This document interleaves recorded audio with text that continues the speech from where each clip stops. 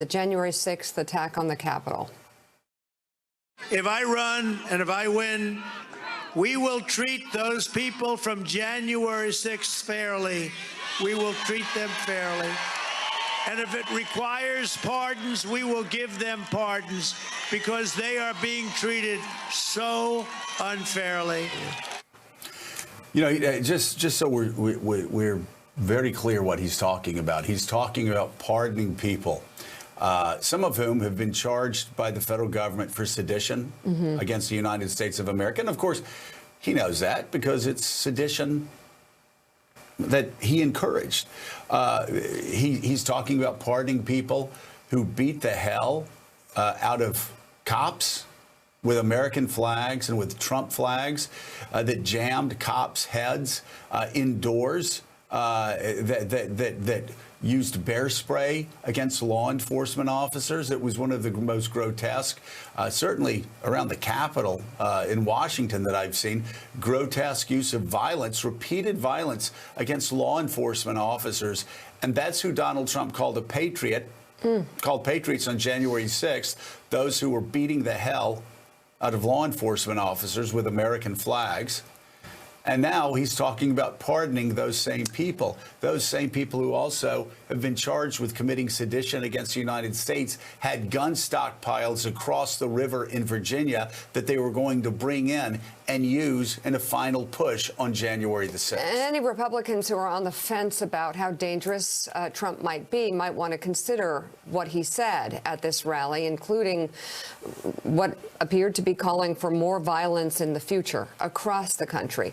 Also yesterday, some Republicans did respond, condemning the comments by Trump. Well, I think it's inappropriate. I don't want to reinforce that defiling the Capitol was okay. I don't want to do anything that would make this more likely in the future. I want to deter people who did what on January the 6th, and those who did it, I hope they go to jail and get the book thrown at them because they deserve it. I do not think the President Trump should have made that pledge to do pardons. We should let the judicial process proceed. Folks that were part of the riots and frankly the assault on the U.S. Capitol have to be held accountable. There is a rule of law. I don't care whether you were part of the burning cities and Antifa in 2020, you were storming the Capitol in 2021. Everybody needs to be held fairly accountable across. That's part of leadership. They shouldn't be pardoned. Of course not. Oh my goodness, no.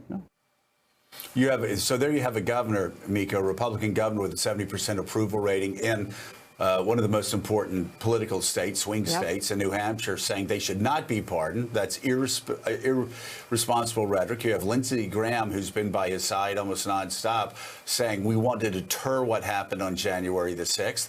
And then you have Susan Collins saying the same thing. We'll take good news where we can find it. And that is definitely good news. Absolutely. Let's bring in White House reporter for the Washington Post, Tyler Pager, who was at that Trump rally. Also, congressional correspondent for the Washington Post, Jackie Alamany, is with us, and author and NBC News presidential historian Michael Beschloss. Good to have you all with us this morning.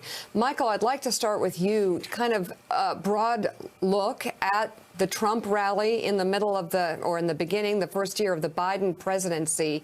What do you make of this in terms of this former president's reach?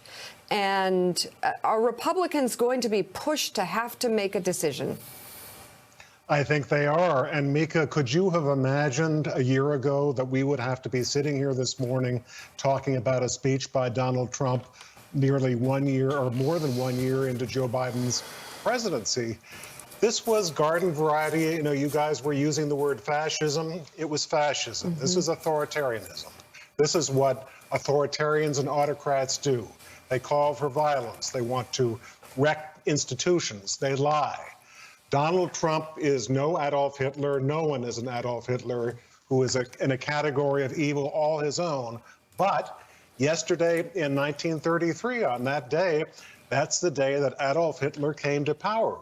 And he came to power in Germany. He was handed the job of chancellor formally and officially by President Hindenburg, who said that Hitler will behave. And Hitler said, You make me chancellor, I will steer clear of anti-Semitism. Actually said it. He said, I will govern sanely. I will govern constitutionally. All these things were lies. You can't believe a word. So all I'm saying, Mika and Joe, is that, if you've got Donald Trump even before a potential run for president in 2024 already dangling pardons in front of participants in January 6th who could get into trouble, trying to get them on his side to make sure they don't say anything that incriminates him, and threatening violence. That's an idea, that's a preview of coming attractions. When an autocrat speaks, listen. Yeah, well, and Jonathan Lear, we have to go back to the presidential debate, where Donald Trump said in the first presidential debate, when he was asked to condemn the Proud Boys, he said, Proud Boys, what was it? Stand by and stand guard or something like that. I mean, it was a real message to him that something like January 6th would be coming up if he didn't win.